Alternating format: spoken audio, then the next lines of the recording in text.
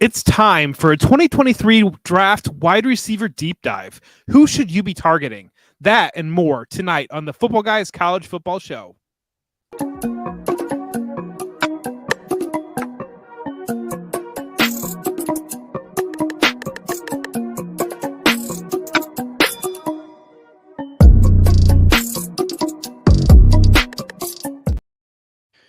What is up, everybody? So, yeah, we're on this night. We're going to be talking about the 2023 wide receiver class. We went into the running backs last week. We went over, I don't know, like 20 running backs on the show. We're going to be diving into the wide receivers, trying to get to that lucky number 20 today. I'm going into that. And then we're going to be doing some tiers and talking about it. But, hey, let's dive in. Let's get into Jaxon Smith-Njigba. Let's kind of go from there. Everybody, if you've listened to this show, we've been talking about JSN being pretty high on our rankings, even before his combine and everything there.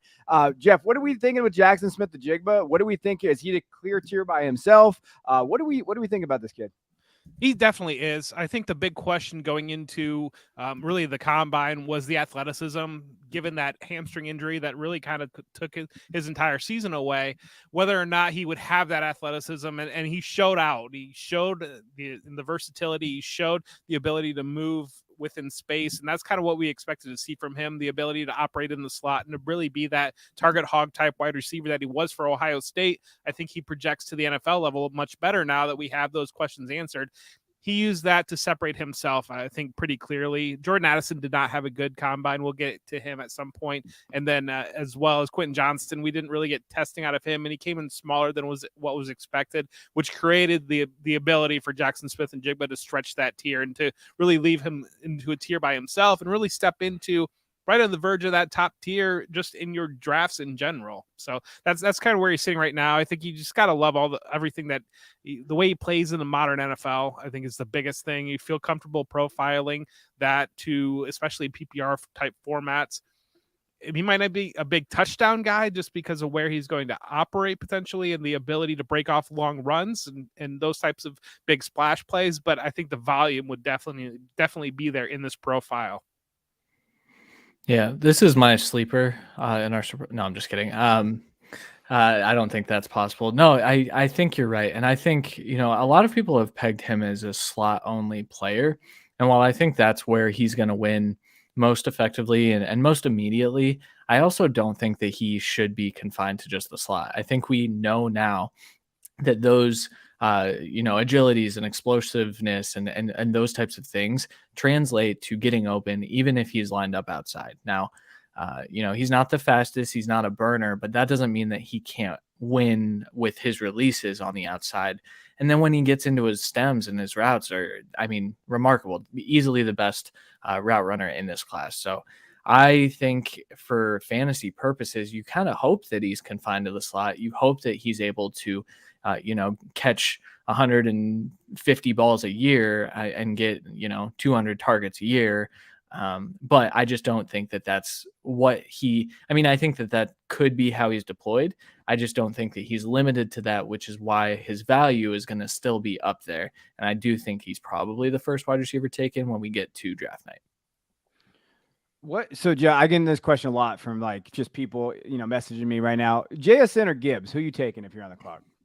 I'm JSN comfortably over Gibbs. I like to draft wide receivers anyways, just early, and I like to hit running backs a little bit later. So I'm comfortably with Jaxon Smith-Njigba. I think he profiles to be a top 12 wide receiver almost immediately in dynasty formats. And Gibbs, I think we've talked about before, some of those concerns on the passing game involvement. You can listen to last week's episode. We ran through Gibbs there needing to have that passing game involvement. And so that's why I think Jaxon Smith-Njigba separates himself. But I am curious from you guys, is there a bad landing spot out there potentially for Jaxon Smith-Njigba that would make you pull back from where you're kind of placing him right now?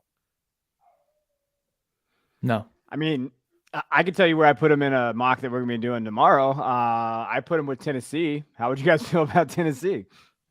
He's the wide receiver 1 ahead of Treylon Burks, and he gets the most targets in that scenario. I think he's landing spot dependent personally. You think he is landing spot dependent? Independent. My bad. Okay. My bad. We're all struggling. What, Jeff, what is landing spot independent? What is that? What do you think? I think good enough to transcend. I think that last year, when you look at Garrett Wilson landing with the Jets, I think it would be easy to say that was a bad landing spot because everybody liked Elijah Moore so much. There were concerns about the quarterback play there. And then you see Garrett Wilson able to transcend that offense, really become that alpha wide receiver almost immediately in a lower passing volume off. The Jets had some big passing numbers last year, and they moved more in that direction than I think what you were traditionally expecting to see. But just that ability, that player that is so good that he just changes the structure of the offense immediately and becomes that focal point, and it shifts from might have been a running offense before to a passing offense now, just because you have to get this guy the ball and get him involved. Okay. Same thing, Christian. Yeah, I mean, I think to me, it's like when I think of all 32 teams, if I can think of a situation where this guy is not going to be utilized to his full potential, his full ability, I think Treylon Burks, actually, the Tennessee thing is a good example, right? I don't think that he was set up to succeed before, he kind of got injured last year, simply because he needed time to kind of develop, and that offense needed to come to him. Whereas, like Jeff's saying, I think the offense is created around Jaxon Smith-Njigba's skill set and what he's able to do on a football field. Okay. All right. Any superlatives, or I can't say that word. We all know that already, but anything out there for you guys? Most likely to succeed, Jaxon Smith-Njigba. I think you have to give it to him. Yep. Okay. Agreed. Yeah. All right, let's get into hey, before we dive into the next ones, make sure you like, subscribe, leave a comment. We see you guys in the comment here. Hey, make sure you do that. Just hit that like button right now. All you guys watching, it's real easy. Just click it, okay? And just do it out of hatred for Jeff. That's what I do. So just click that. Hey, click that like button. Be there. And make sure if you listen to this, but you don't have time to finish it all on YouTube, we are on every major podcast platform. So go find us out there. And don't forget, get that rookie guide 2.0 is still free. If you just put your email in, go to the website. It's right there on the website. Click it. It's 2.0 is free. You can still get it there. And then we have 3.0 is coming once the draft happens. And draft cannot get here soon enough because we've been talking about these dudes way too much, and we need to see where they go. But let's get into Quentin Johnston. So let's talk about where Quentin's at. TCU kid, everything. As we look at 6'3", 6'2", 208. There's a lot of question marks with this class after this. Like, I think some people have Zay Flowers at 2. Some people have Jordan. Some people have Quentin. Where are you at with him, Jeff? I haven't met my wide receiver 2. I think that some of the concerns on Addison's testing maybe, and just some of his production, the way it waned over the last half of last year, whereas Quentin Johnston, really, we saw him step up towards the end of last year. And so I think the athleticism is there. And it's one of those that I think early thought he was that 6'3", 6'4" type wide receiver. And I think you profiled him to be a traditional X receiver. And I was a little bit concerned about him there just because that position doesn't get the volume that you really want to see that much anymore. But when he coming in more of that 6'2" guy, if he can work through the slot and give him the ability to move through formation, the ability to get the ball in space, to be able to create after the catch, those types of things, move him outside of that, having to be that forced into that big body role in the receiver room, I think is interesting for his profile. And I think it helps his upside potentially when you come to fantasy. And that's one of my big takeaways over the testing window with Quentin Johnston, just kind of getting a more complete profile picture of what this player brings to the table. Yeah. To me, I mean, this was one where it was a lot of the discussion was, well, he needs to go to an offense that's going to allow him time to develop as a route runner. But when I started to really sit with that thinking, I started to just look at his film again, and that's not what happened at TCU. They wanted to get him the ball. I think initially that's what happened for the first few games when he was kind of quiet. And then they were like, oh, wait, we need to get this guy the ball because he's one of the best after the catch receivers in this class. I think you can put Zay Flowers in that conversation. I think those are the two for me, though. I think Addison and Downs are fun after the catch, but I'll take the bigger guy and the bigger body in Quentin Johnston that can honestly line up in the slot and be a matchup problem. But also, he does have the ability to go up and win balls at the catch point. And while there was some inconsistency with that at times, it's important to remember that he's still fairly new to the wide receiver position. He didn't start playing it until super late. He's got some time to develop, but I also don't think that would prevent me from taking him in rookie drafts because I need immediate production, because I do think that he's another guy that can succeed fairly early. Yeah, I agree. I think all of us on the show, Quentin Johnston over Treylon Burks, right? Yes. Yes. Yeah. Okay. So, I mean, if you're looking at it from that perspective, then if you're looking at where he's going right now in rookie drafts, I feel like that's a good flip. Like if you want to get out of that, I know there's some people that really love Burks, and hey, more power to you. We're not going to be out of that because we weren't on there last year. But I think with Quentin there, yeah, I think stepping in, being good. And is he in his own tier though? Or how far away is he from JSN? Pretty significant tier drop. More Christian, because Christian was really high on Quentin before kind of the testing and everything. Yeah, I think it's unfortunate that we didn't get testing for Quentin, because I think he's still pretty close. I would say those two are in a tier, but I might slide Jahmyr Gibbs in between them. So, but I think that would be kind of the tier if we're including Gibbs. Well, the reality that you need to capture, Quentin Johnston has the biggest upside in this class. And that's what I think is being ignored in a lot of the conversation. And there's a lot of conversation going around concerned about him because Jalen Reagor was bad and Josh Jackson was bad. That means Quentin Johnston must be bad. Or I don't draft Big 12 wide receivers because they don't play defense there. And all these things that you're seeing all over the place. And I think that early on, people profiled him to be that I know, again, even in our comps, we profiled him to be Des Bryant as a player comparison. And I don't know that he's that type of player. But again, like I said before, that opens up that ceiling, especially for the modern NFL, and the creativity, getting him the ball in space, letting him create, letting him work after the catch. And I don't think people capture that he has that ability in their mind, because they think they're still kind of hung up on this idea, this picture that he's like a Mike Williams type wide receiver, that he's just going to be this big guy that plays the ball down the air. And I don't think he's that type of player at all. All right. I would say he's still partially. Well, he's got those abilities, but I mean, that's right. what I'm talking about, that upside, that where he can get to, whereas the other players in this class can't. Right. Well, and I think it's the same conversation as Jaxon Smith-Njigba, just the inverse, right? Jaxon Smith-Njigba, not confined to the slot, but still probably succeeds the best there. Quentin Johnston, not confined to being a deep ball receiver, but can still win in that way if that's how he gets deployed, I think is a good way to put it. Yeah, that's a fair talk. All right, let's go to Jordan Addison, junior, USC. Didn't have the greatest season last year. Got a little banged up. 59 catches, 875 yards.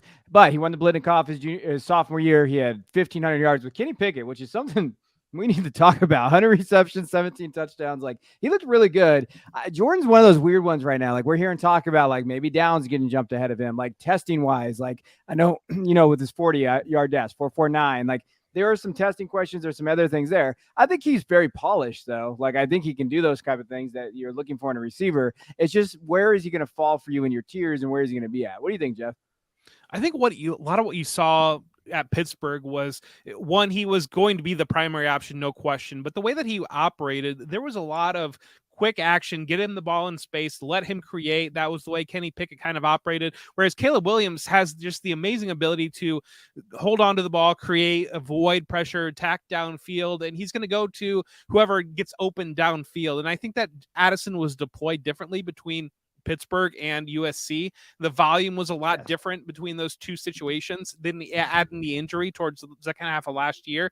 And so I think that if you scale back to that Pittsburgh tape, I think you're excited about projecting that to the current NFL and the way that wide receivers are often utilized. Whereas he did show that he does have that ability to attack vertically. That is in his game. But again, I think he profiles more to that traditional slot wide receiver that you're really kind of targeting right now when you're looking to build out. And so that's why I've got him very, very close to Johnston. The differentiator is I just think Johnston has a higher ceiling when you step into it.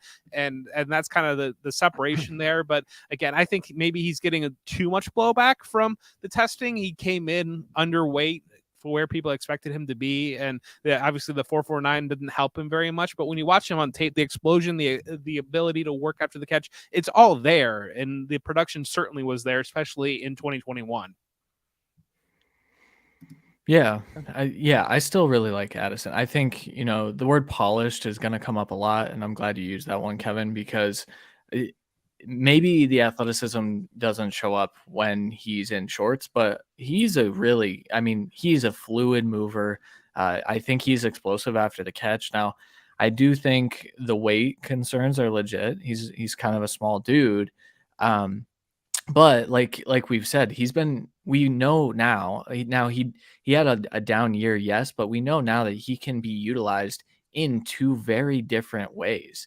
I actually really liked that he went to USC and they kind of used him in the screen game, and they wanted him to be more of an intermediate to even short area yak guy, because I do think that was something I had questions about, and I had questions about the long speed, and I still kind of do, but I think that he can get open. I think he's a very good route runner. And so I like guys that can separate clearly. And I think he might fall in the draft. I do think that there's a real world in which that happens, but he's not falling out of the second round. And I'm still pretty in on Jordan Addison in terms of, where he's going in rookie drafts and what his upside is, because his upside is a really nice PPR option that can snag a ton of balls every year. That's why, I don't even know if I can do this. I'm gonna put him in sleeper, as our thing, because I think he could be that PPR sleeper. He's just gonna catch oh wait, Addison had 8 catches for 100 yards and a touchdown. Where'd that come from? And then I think it's one of those things. And I know I mocked him to the Bills recently. If you find a spot where he's gonna kind of earn he's gonna get those targets, earn them, but be in a good offense, those are things that are gonna kind of have him leapfrog a little bit. I know I talked about Addison before, and I said I had a kind of a hot take. My biggest hot take about him was, I felt like all of his strengths, he does pretty well, but nothing extraordinary stands out about it. He can get off, and he can break into routes and do those things. Fine. He's fine. But there's nothing oh my God, he does that well. There's nothing on the tape that really pops up. I think he catches, but then he also has concentration drops too. You see a lot of little things about his tape sometimes, but then at the weaknesses, really the only weakness is the argument that he's too small. I don't necessarily see any weaknesses in his game. Besides maybe some drops and everything there, everything's pretty consistent. So is this another Tyler Lockett type where we see this career of maybe he's not getting the love that he should and those type of things? We could see that as a trajectory for him as an asset, but he's not getting valued very high. So he's pretty, I'll smash where he's at, in terms of where he's going in rookie, ADP. I don't think it's unquestionable where he's going. We're not talking about Devonta was a very hot topic. Devonta Smith, when we were talking about all that stuff. Whereas Addison, I think he's actually getting appropriately valued probably because of Devonta. I almost not so much, maybe a little bit play style, but he reminds me of Chris Olave last year. A lot of the conversation around Chris Olave at this point of last year. And I think that when you look at Olave, people wanted him to be in that 2021 draft, and they were disappointed that he went back to school. They were disappointed that he didn't really perform relative to the players around him in that Ohio State team. And I think there's a lot of that with Addison coming off winning the Blingnikov in 2021, people feeling well, he's ready to go right now. I want him to go right now. And then he kind of came back and he had that injury season. He didn't have the explosive season that everybody expected. And there's prospect fatigue might be the word to use on there, but at the same time, it's just one of those things that just kind of a boring guy, maybe a little bit at this point, because you didn't see that monster season. And because he didn't step forward playing with Caleb Williams the way that you were hoping so.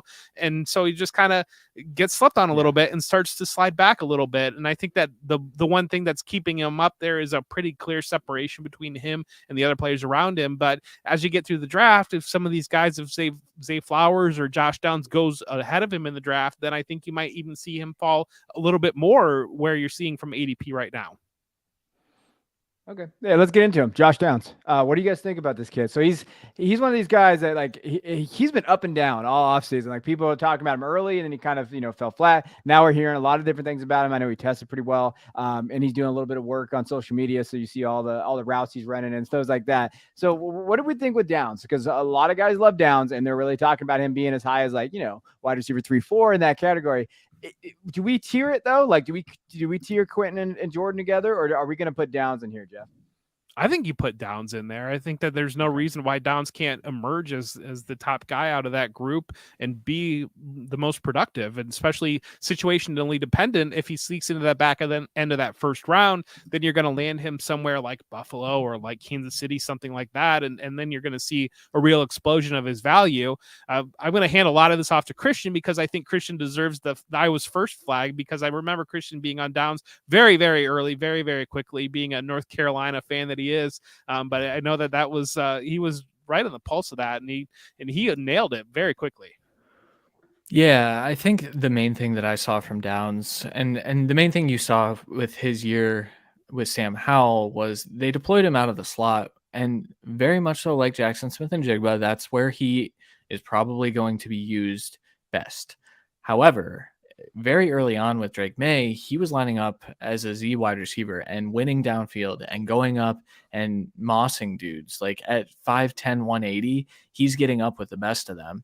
We look at his athleticism and what he was able to put together at the combine, and then he comes back at his pro day. I don't know if we have the official agility testing numbers, but his 3-cone time is going to be right up there with Jaxon Smith-Njigba's, which was one of the best wide receiver times we've seen in a long time. So an elite athlete, and we kind of knew that, but a guy that is a lot more versatile than I think he was getting credit for a while. So I think right now, he kind of said his agent's telling him he's going between 25 and 50. He's not getting outside of the top 50, and a ton of teams are pretty obsessed with Josh Downs. I would not be shocked if he sneaks into the back of the first. I think if he doesn't, he's one of the first picks in the second round. And I'm really excited for what he can be, because once again, we talk about, the PPR upside of this kid. If he goes into the slot for a team, you could be looking at a guy that catches a ton of balls, and, maybe he's not the most efficient player. Maybe his average depth of target and all of those efficiency metrics that people fawn over are a little low. I still think he's a red zone threat, and he's going to be a fantasy point scorer, which is what we're looking for. I saw a great tweet today from Josh Norris. So he said, prior to 2023, just 32 wide receivers at the combine in the last 20 years weighed 173 pounds or less, and there's 5 in this draft class. That's Addison, Cropper, Downs, Davis, and Dell. And then he said, okay, here are the hit rates. The only 3 guys that really hit were Hollywood Brown, Deshaun Jackson, and Devonta Smith. Everybody else in that kind of category. So, and that's 2 of these guys that we're talking about right here, Addison and Downs. And but again, it could just be where the NFL is going to. So when we're looking at historical, when precedent, we don't, the offenses are a lot different now. How they're using these guys is a lot different. Christian hit it on the head though. Downs was winning on the outside. He was winning in different ways at North Carolina. He was not just a slot guy, where historically he wasn't. He played different levels, especially the first year when he kind of came out, or his sophomore year in 2021. He had the 101 catch season. He was all over the field. He's a legitimate deep guy too. I like Downs. The thing that worries me is 25 to 50. That's a very all right, where's he gonna go? How does that fit into where's if he's on that 50 line, now you're okay. Now, the weight, the other things, and where's that going to be, and where does he land? I know he's getting some love for the Chiefs, maybe, and I think that's an interesting, but I don't know. I guess he's a Chief. I don't know how much I would love that as someone that maybe wants to draft Downs, because the Chiefs historically, their wide receivers, it's really hit and miss. Well, Tyreek Hill was pretty good, but then when you got Tyreek we're not comparing Josh Downs to Tyreek Hill right here. We're not doing up that a lot of the volume. It doesn't leave a lot of other options. But what I meant. I meant guys like Josh Downs, not Tyreek Hill. But to touch on that point that I think that you brought up, that's a good point from Josh Norris. I think that what you're seeing a lot of, just the more players are getting opportunities, I think, than what has ever happened before, because of the proliferation of multiple wide receiver sets, more receivers getting involved, and just the willingness for teams to step outside the box and look for production in different profiles, as opposed to before feeling forced of having to have that big receiver because you have the big cannon-armed quarterback and you're going to play press man coverage on those corners and you're going to run the ball down their throat. And this is the only way that you can play football at the National Football League. You're seeing a lot more creativity come out, and that's giving players different opportunities that would fall out of typical archetypes, because I think that there would have been a long period of time where a player that the size of Josh Downs, they would say, can you return kicks? Because if you can return kicks, then sure, you got a spot on this roster, and maybe we'll throw you in for a trick play occasionally, but you're not that 6'4" wide receiver on the outside and be able to run block and able to beat press man coverage and able to fight cornerbacks for the ball. And so I think that that's one of the things that I think you're on the right track there, mentioning the changing the landscape of the NFL and giving more guys opportunity, because I think that there were certainly probably small guys in the past that could have played football, especially the way that it's being played now. All right, let's go to another small guy, Zay Flowers. So Zay, Boston College. He again, he's getting love. Wide receiver 2 out there in these areas where he can go. Like when we're talking about him, very good catchability, plays the ball well. Like he's actually not a bad deep guy either. Like he played the ball very well at Boston College in his time there with some subpar quarterback play, if we're being honest.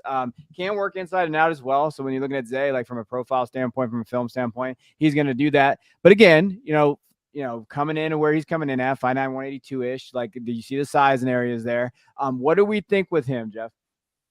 I think it's the same conversation again that you've had with Josh Downs and with Jordan Addison. And I think maybe I think Christian mentioned pre-show talking about testing, creating separation in his tiers. I think landing spot's going to create separation in the tiers of these players because again, these are players that are flirting with the back end of the first half or the back end of the first round or the early part of the second round.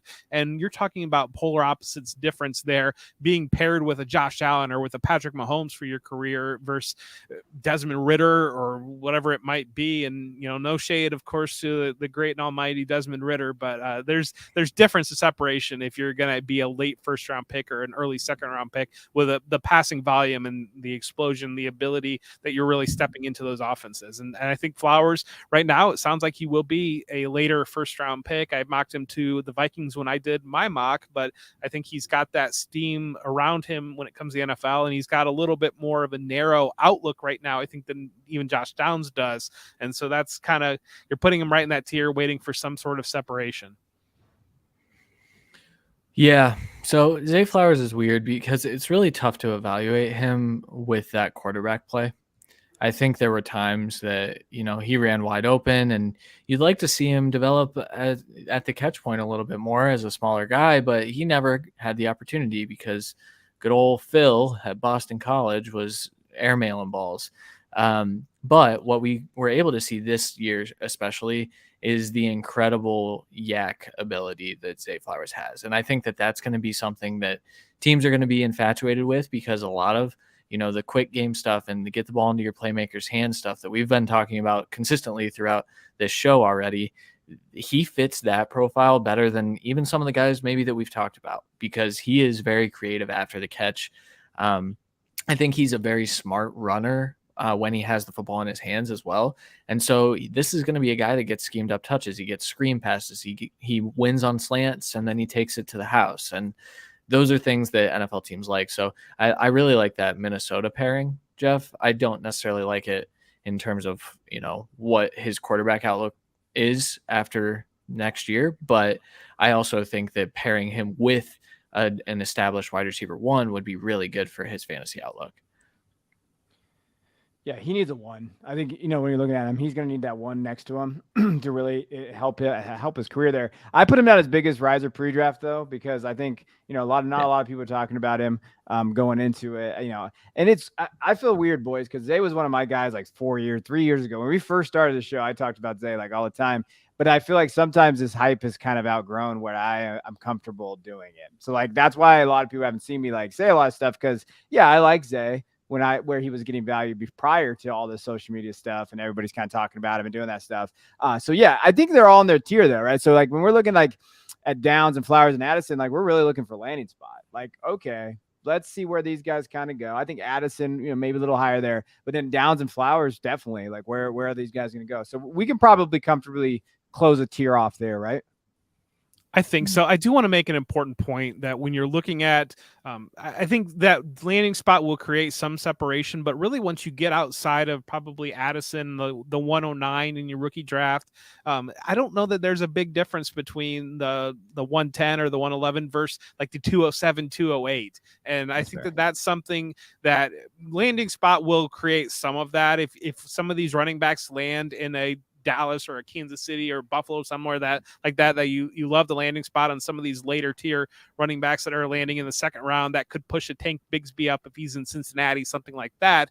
But at the same time, it works with the wide receivers as well. And I think you're seeing in most drafts right now, Josh Downs and Zay Flowers leading that tier off.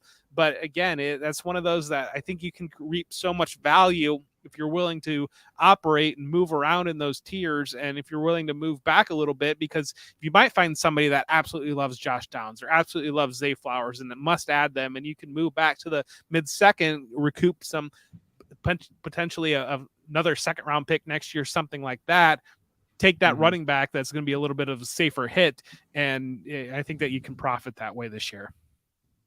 And to Jeff's point, like in rookie drafts, essentially it's JSN, Johnston, Addison, however you want it. Usually Addison and Johnston get flipped, then Downs and Flowers, usually at the 112. But then you're looking in the next, like another wide receiver does not get taken until 208. So that's really, generally speaking, where those are. And then it's all running backs. And obviously, the landing spot for running backs will play. But yeah, I think that's a completely good point there. All right, let's go to Rashee Rice.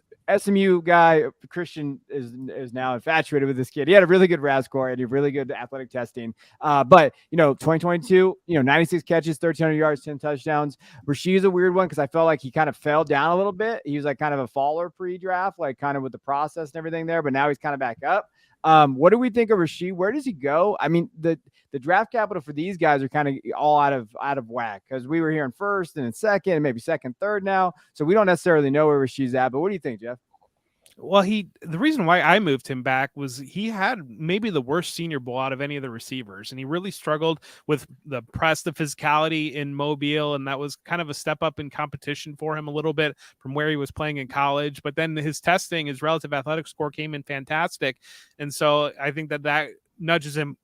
Alleviates some of those concerns that you were seeing off of him coming out of that Senior Bowl. He's a guy that he can profile inside, he can profile outside, he can attack deep, he can work with the ball in his hands, he can move all over the field. And our comp for him was Michael Gallup, and I think that fits well. Whereas Michael Gallup's not a star wide receiver, and injuries have sapped a lot of his potential out of there. But it's important to realize that he's still a player that can accumulate 1,000 yards in a season, can still score depending on the offense that he lands in, and I think Rice brings those abilities.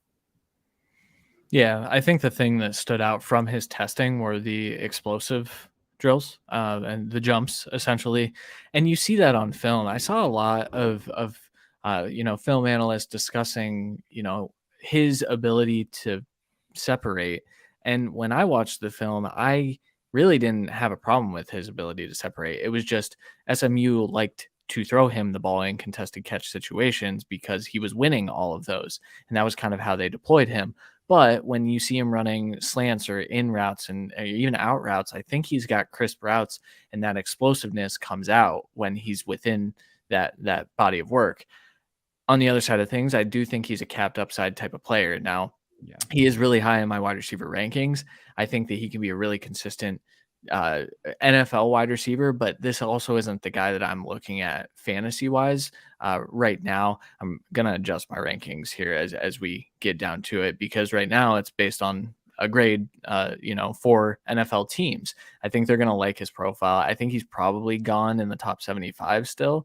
He was getting mocked in the first round 3 months ago, and then the Senior Bowl happened, like you said, Jeff. So I think NFL teams are still gonna like him. You would like to see him win against press a little bit better because he's going to profile mostly as an outside receiver. But I also think you can get something out of him if you toss him as like a bigger, he's not huge, but just a bigger slot receiver as well. Yeah.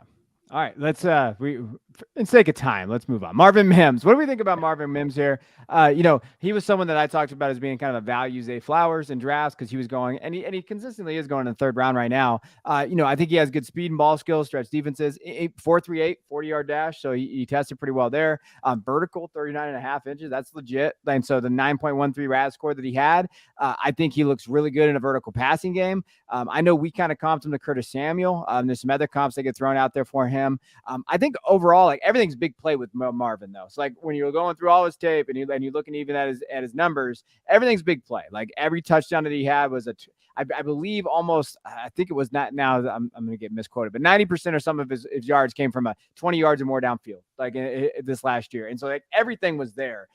So are we concerned at all with Mims? Like, slot experience? He actually doesn't have a ton of slot experience. You'd think he would based on the size, but Oklahoma played him on the outside a lot. What are we doing with him, Jeff? Well, I think he's getting lumped in that bucket with Josh Downs, with Zay Flowers, just because of the size is a lot of it. But he didn't play like them at all. He was a completely different player, and you touched on it.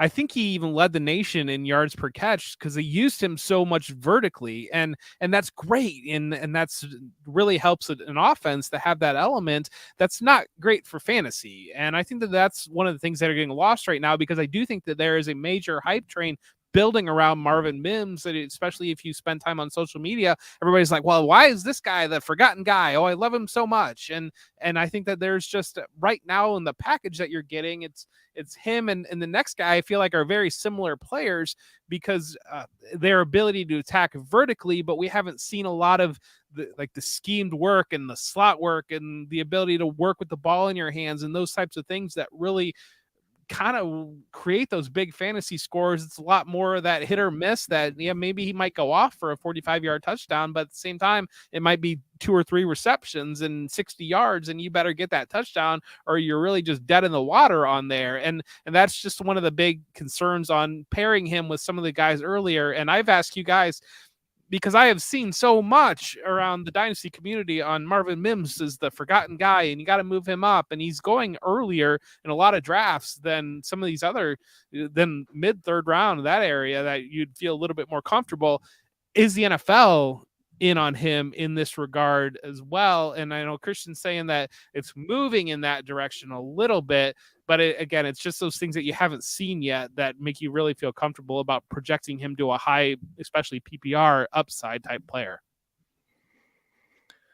Yeah, Mims is a strange one for me because I think a lot of what he's doing it includes rawness. I don't think he was asked to run a lot of routes, so I don't think he took time to refine those routes. I think they said, hey, we want you to win deep. Can you win deep? Okay, you can win deep, run deep. And so I think that that's a lot of the problem here. And it's a dangerous game to do this and bring this up, but like Marvin Mims has been productive from the moment he stepped on a football field, dating back to high school. He still owns the Texas single season receiving yards record in the state of Texas.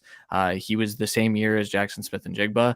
He comes to Oklahoma and he has inconsistent film, and it doesn't matter. He's still putting up numbers. And I think that when you've got a guy like that was a high recruit, that does have one special skill that might not have been asked to do those things, I think he can develop. I think he is a bit of a project at receiver. And I think the dangerous game and where you're kind of you're towing the line is a team going to look at what he did at Oklahoma and say, that's all you can do? Or is a team going to say, we see your athleticism, we see your ability to develop, we want to use you in this other way? And so that's where I get a little nervous with Mims, but I have faith that he'll be able to put it all together. And, maybe he doesn't have top 12 upside in terms of fantasy, but maybe he's a consistent top 24, top 36 receiver that's consistently on our dynasty rosters. Yeah. Same thing with me. I do think that there's something to say that he played in 3 different basically quarterbacks, kind of 2.5 different systems, and he still put up numbers. And he was able to do that in different areas. And that's got to show teams something. Like, hey, different systems, kind of adversity, and he was still able to put up his best season this year with a new system, new quarterback, injuries, bad team in Oklahoma, and he still was able to do it. And I think that's something to say for him. Now let's go to Jalin Hyatt. I know consistently we've been kind of down on Jalin Hyatt as a whole in terms of his draft capital and where we think he's going to go. Obviously, he tested okay. 40-yard dash 4.4, like vertical jump 40. Like he had a 9.46 RAS. I think people overestimated what his 40-yard dash was supposed to be, and I think that's where people kind of came down on him a little bit. I mean, he's got speed and he catches the ball really, really far down the field. Like that's really high. Like, and there's not really a route tree. Like there's a slant and go, and there's a go, and that's it. Like when you're thinking of Hyatt, like that's what you're going to represent. I don't know. I'm pretty much been avoiding him in rookie drafts that I've already done, just because I don't know what kind of fantasy asset he's going to be. He might be a good field stretcher type player for a team. Where are you leaning with him, Jeff? Same place. I think we've discussed before, and we kind of hammered it in the ground, his lack of polish when it comes to being a receiver. And again, I think that we mentioned with Marvin Mims, you're just it's such a volatile profile. I think the way that he wins and what he's going to be potentially bringing to an NFL team. And I think that, there is some concern that everybody thought he was going to run the fastest 40-yard dash, and he was just the fastest player in the potential world. And he didn't end up being that player. But again, I think he's going to be the big concern that I have with him would be are you getting any sort of immediate production as a rookie, or is the team going to look at him as a project and kind of just throw him out there? And then it's this like a Sky Moore type situation where he's just dead his rookie year, and that you see the value all fall off of him. And then you're kind of like, are you buying in on a face panner more or less, or that type of player that might take a little bit more time? And will the patience be there with the community in a whole? It could keep that dynasty value, or is that draft pick just going to drop in value almost immediately? Yeah, he's fancy Tyquan Thornton to me. I don't know. I don't. I'm pretty out on Hyatt. I think he does one thing very well, and that's run fast and run straight. And when he's asked to not run straight, I don't think he's a very good football player.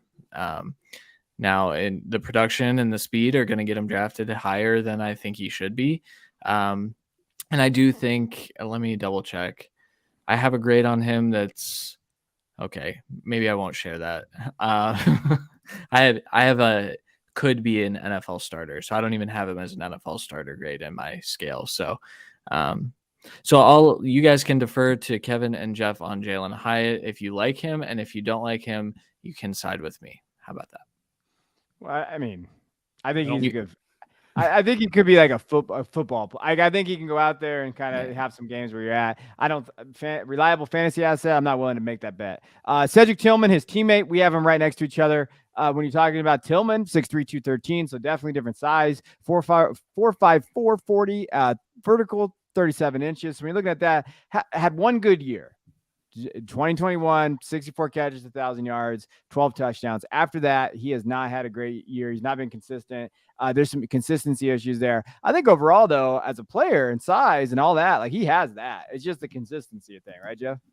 Yeah, I think that's a lot of it. He's got NFL bloodlines, and so that's kind of some of it. But again, just 1 year. I think he was in college for 5 years, and he had that one good year, and so that concerns you. The injury last year, I think, really kind of held him back relative to, especially what you saw with Jalin Hyatt out of that offense. And so I think there's concern just on the production profile. Yeah, the film's good though. I just talked about when Hyatt's asked to move sideways, side to side, he can't do it. Tillman can, and he's bigger. And I like those types of things. I was in on Tillman, and then, I think the production profile has definitely dropped him a bit in my rankings, but I also didn't expect him to be that good of a tester. I thought he'd be a good athlete, but not this nearly elite athlete. So I think that, if we're talking about superlatives, this to me is the social media's biggest post-draft crush.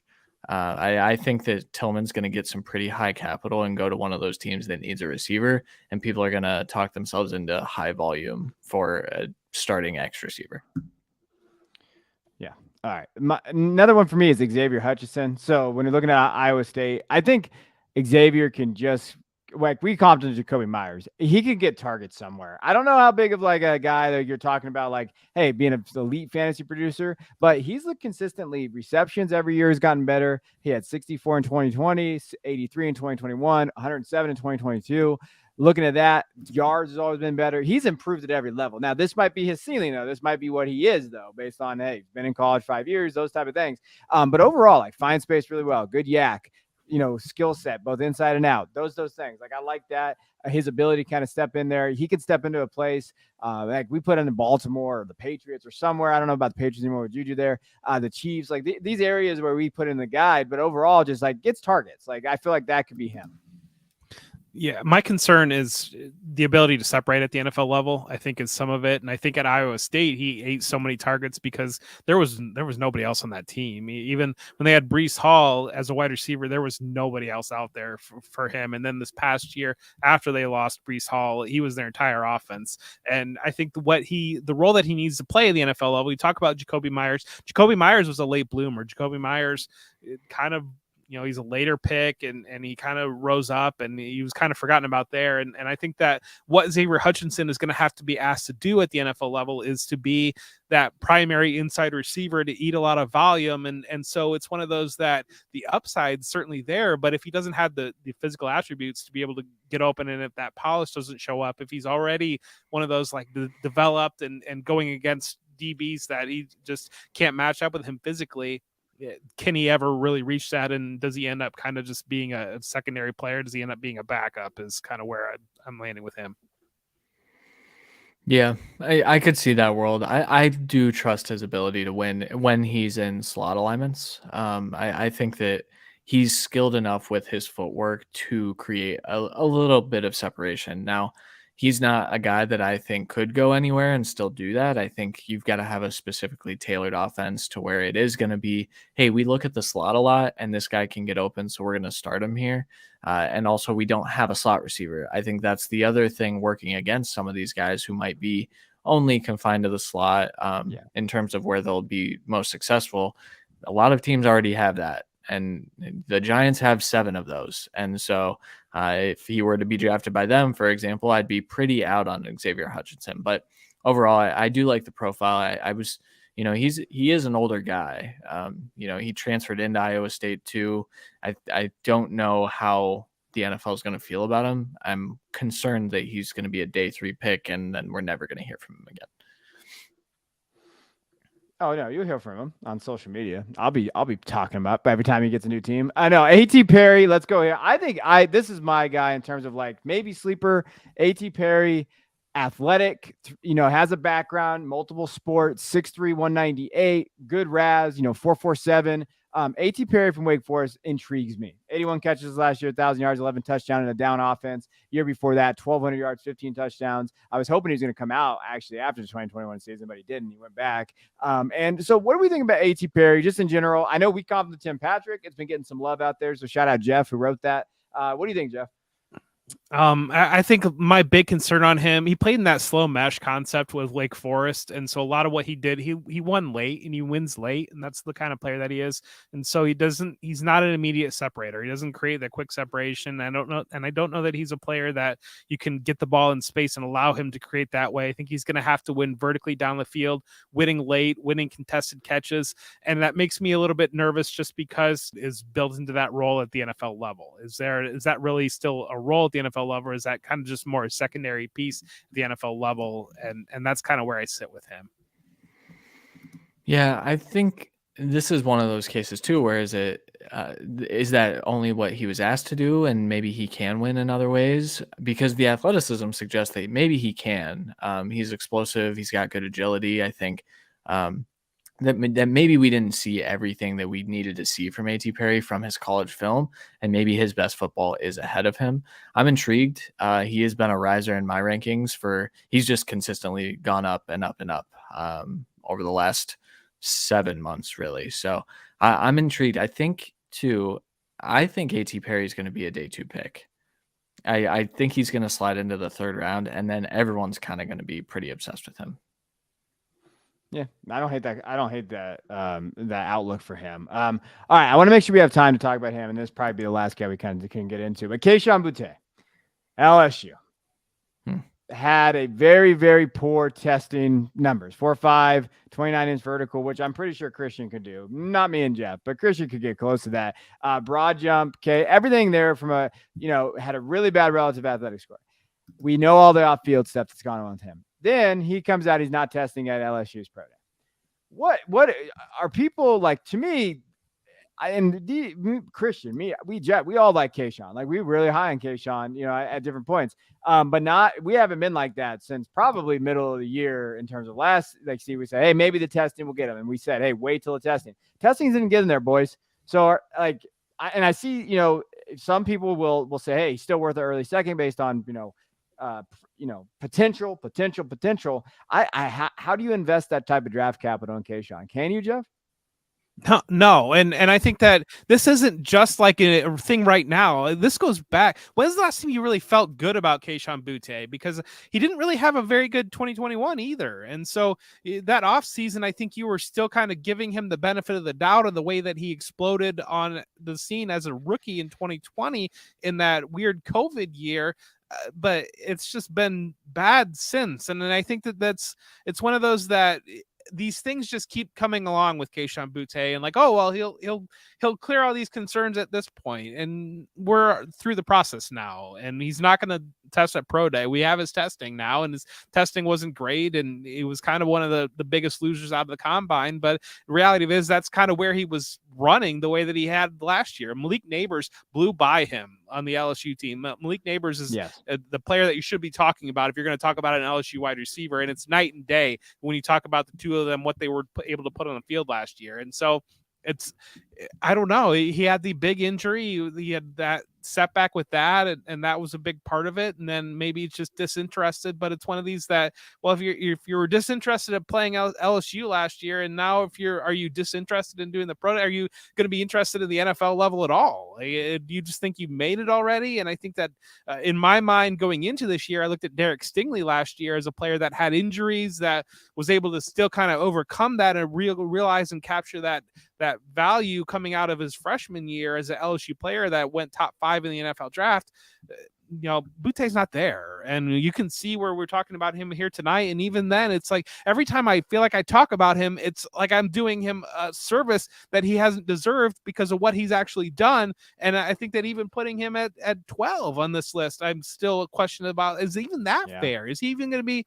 Is he a day 2 pick? Is he a 4th round pick? Is he a 5th round pick? Like, is this going to be a guy that is just a late flyer now at this point that people are I still see him in the 112 in some leagues when I'm seeing like tweet shots on Twitter of mock drafts and whatnot. And it's wild to me of like, are you just this divorced from the process of what's going on? Do you still think that he's that guy, that level? It just get with it.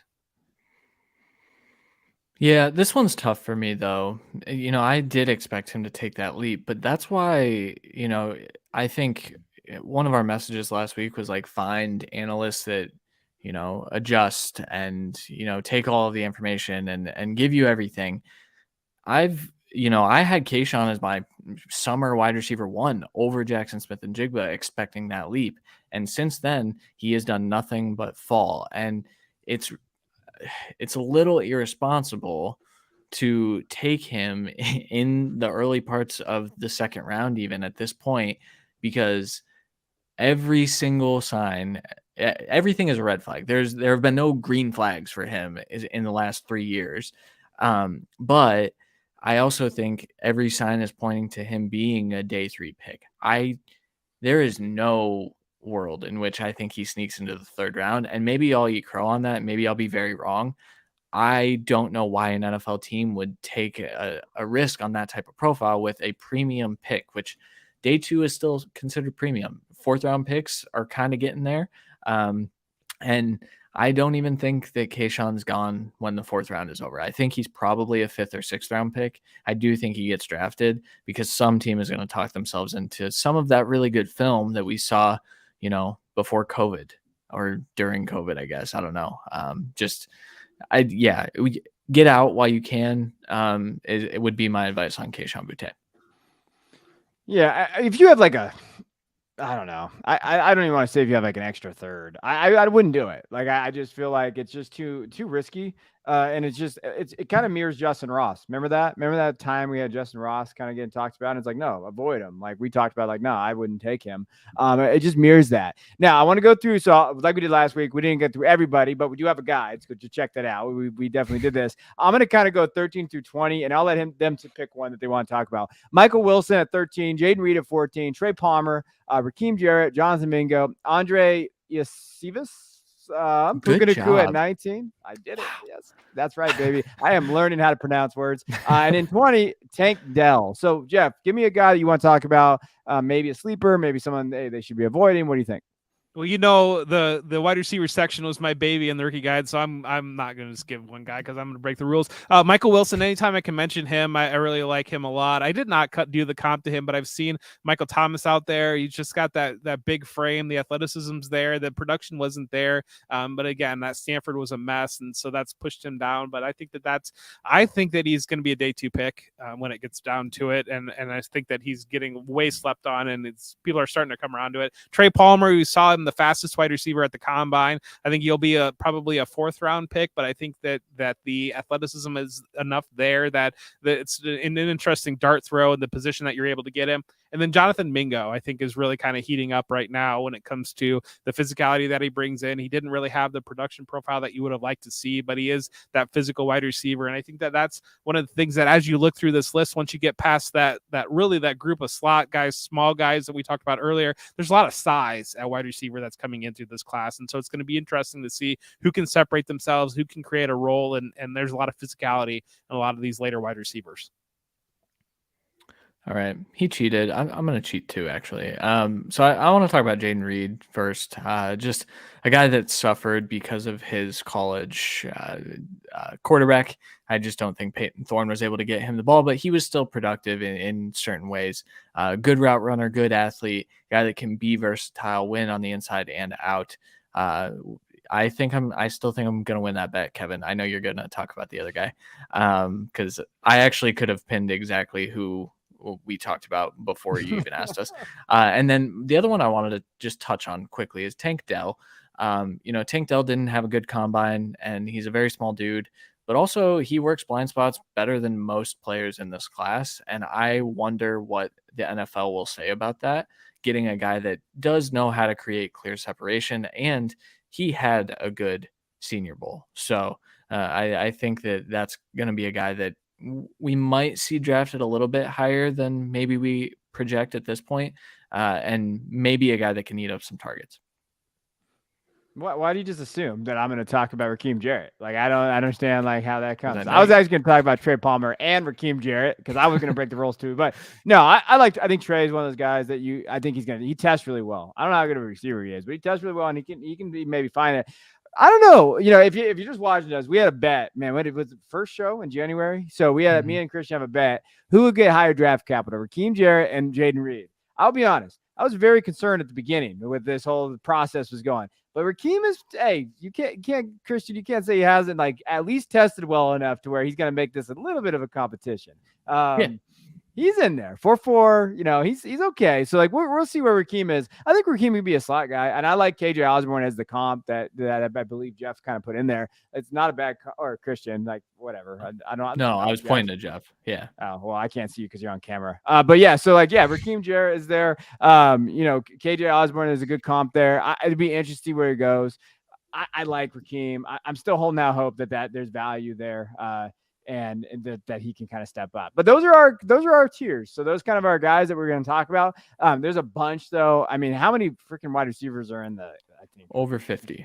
Over 50. So there are so many receivers in this class, over 50. There's dudes getting drafted, and I saw Justin Shorter get drafted today in a startup. So there's guys all over the place happening there. But I hope you guys enjoyed it. Hit that like button. We're going to be going in the games though. Don't leave yet. So we're going to go games. This is kind of the fun part of the show. But if you do like betting, that's why we do it.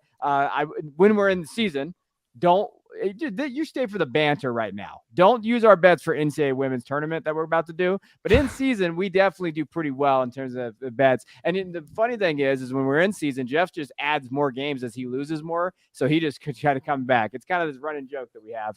But let's go into the games. Hit that like button if you're done listening to us because we're done talking about wide receivers. But before you go, do that for us. So a couple things. You said this is the fun part. I haven't had fun in this specific game in a long time. Also, Jeff's running bit of just adding more games is my favorite part of the show, honestly. So last week Kevin won. We picked the NCAA men's tournament. He went 4-4, and Jeff and I both went 2-6. This week we're going to pick the final fours, both women's and men's, and we're going to start with women. LSU versus Virginia Tech. Kevin. I'm going to go. I like the LSU story, but Virginia Tech plays with some fire. I like Virginia Tech. I'm going Virginia Tech on this one. Virginia Tech beat Ohio State, and so I'll go with Virginia Tech. Those they kind of beat the crap out of Ohio State, right? Yeah, it was being by 10. Yeah, I'm also taking Virginia Tech. I think they're a good basketball team. Next one, Iowa against South Carolina. I am going to watch this game. I'm very intrigued by this one. Jeff first. Iowa, Caitlin Clark, let's go. Yep. Yeah, you can't bet against Caitlin Clark, can you? I'll go South Carolina. You can. I was waiting for it. Okay, so we'll pick our national champion too. So I'll go first. I'm gonna go Iowa. I'm not betting against Caitlin Clark. Kevin. Yeah, I'll go Iowa. No, I'm just kidding. I picked one of those. I'll go South Carolina. That's what I'll go. Oh, I was going to take South Carolina, even though I picked them to lose to Iowa. So I have to go with Iowa. You gotta hedge these bets, right? Like that's how this works. You gotta hedge. That's what I thought. Yeah. All right. Final four on the men's side is one of the craziest Final Fours I've ever seen in my entire life. First one we're picking is FAU against San Diego State. Kevin, you're up first. I'm gonna go San Diego State. Mountain West Conference, baby. Jeff? Yeah, the Pac-12 allowed the golden opportunity of a lifetime to slip through their fingers by not announcing San Diego State would be joining the conference when they make the Final Four. But I will take San Diego State to give them a little bit more window. They better have that announcement ready, Pac-12. Monday, you better figure it out. Yeah, get that figured out. I'm taking FAU, though, in this game. Next one, UConn against Miami. Jeff, where are you going? Well, I win more money if Miami wins. That means UConn's going to win. Okay. Yeah, I think UConn's going to win this fairly easily. Kevin? I'll go UConn. I think this is a national title game too. Yeah. I'm first here. I think UConn's going to win it all. Kevin? UConn. UConn. Oh, no. We did it again. All right. Just ruined UConn. Sorry, Husky fans out there. Yeah, that'll do it for the Sportsbook Rundown. All right, let's go over to prospect poker. So this is pretty simple. We usually talk about prospects on this. We play poker as we go, but we don't have that. We don't really have prop bets because XFL is slacking. So we're gonna do the golf tournament this week. Over under birdies. And so Christian starts us off. Christian, where are you going for Thursday first round? Yep, Ricky Fowler over 4 birdies. I think Ricky Fowler's gonna have a good time out there. All right, so we've got a 6 of diamonds, a 2 of clubs, and a 10 of hearts showing. Christian has an ace of clubs, so Christian had a good flip there. I've got Terrell Hatton over 4 birdies because why not? And what just happened? All right, 10 of clubs. Nice. Pair of tens. Hideki Matsuyama, I'll go over 4 birdies. Playing really well right now, putting well, hitting well. Looks good. Yep. 9 of diamonds.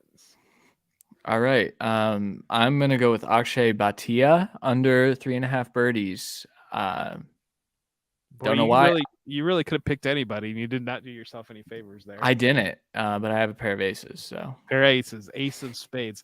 Matt Kuchar under 4 birdies, just because. Sorry, Cooch. I got a pair of 6s and a pair of 10s. Dang it. Pocket aces loses for the first time on this show to 10 and 6s. You're never going to win another game, no. Christian. No. Siwoo Kim, under 4 birdies. Sorry, Siwoo. Woo. All right, so a 7 of hearts. That means I won this game. Kevin won the first game, and so we're split 2-2 right now. So we're going to play a little bit of blackjack to decide who wins this show. Way we play blackjack, we play trivia with blackjack, and we flip our cards and ask a trivia question. So Christian leads us off. Christian has a 14. Kevin is going to throw up a 14 because why not? And I have a 10. So that's a fun little turn there. So who has a trivia question for me since I am the low score right now? I got you. I think you guys probably hate my questions. What is the diameter of the average basketball hoop? It's on topic this time. 13 inches. I don't know. No, it's 18 inches, but that was a pretty solid guess, honestly. All right. Well, I didn't bust yet. So do you have another question? I got one. What city is overrun with ghosts in Ghostbusters? New York. Nice. I've never seen Ghostbusters. I still didn't bust. All right. Well, I'm not the low man right now. All right, Kevin. Christian. Yeah, sure. Who is leading the XFL in rushing yards? Who is leading the NFL or XFL? XFL. I was going to say the NFL. I'm not sure yet. I think it's Abram Smith. It is Abram by 200 yards nearly. Abram Smith is leading the XFL in rushing, and you just got 21. Very cool. Okay. Do you have another question for Kevin, maybe? Kevin, who is leading the XFL in receiving yards? Bro, you kill me all the time with this. I swear to God, you have XFL stats just open on your computer for the last 3 weeks. That's all you've had, right? I believe is it Pearson for the Dragons? It is. Yeah. Wow. You busted. I busted. That means all right. Christian won, and so we split the show. And I think that means that Kevin won last week, so Kevin wins again. I don't have anything to talk about because I was told I can't talk about the thing I sent in our group message. What I would say for this is, you know what? Just sub to our channel. I've been winning too much. I got really nothing to say here. Like sub. Hey, well, actually, there's a few of you watching here. Sub to the channel. We're trying to get to 20,000 subs on the YouTube channel, and I will say this: like we've been very, prioritizing that channel, trying to give you guys like weekly videos and all kinds of different content. Dynasty, redraft. Dave Cluj does a great job with his podcast weekly. Like all of them do that, and I think that with this show as well. So give us that bump. Get us to 20,000 subs. So if you listen on the podcast, go to YouTube right now. Go just hit that subscribe button. It's really easy. And you get to listen to some great analysts, not us, but other people on this channel to help you kind of win your leagues. And that's why we're here. That's why we're here to help you. But that's all I got. So, hit that sub button so we get to 20,000. Good stuff. All right. We'll be back next week, April 5th, 9 p.m. Eastern. Until then, I'm Kevin Coleman. I'm Jeff Bell. And I'm Christian Williams, and you just watched the Football Guys College Football Show.